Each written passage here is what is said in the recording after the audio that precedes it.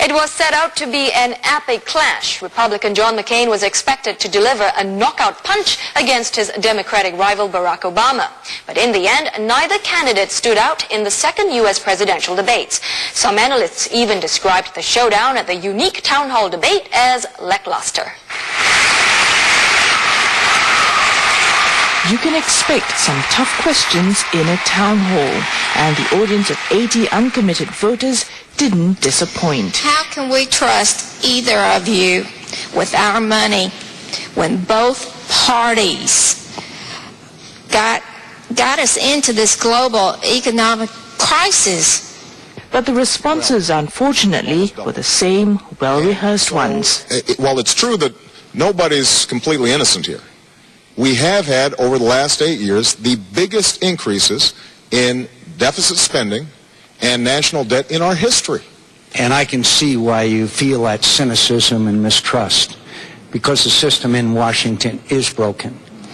And I have been a consistent reformer. Republican candidate John McCain was clearly in his element, moving around freely and making physical contact with those present. Well, thank you, Terry, and thank you for your service to the country. I want to say everything I ever learned about leadership, I learned from a chief petty officer, and I thank you. And I thank you, my friend. Thanks for serving.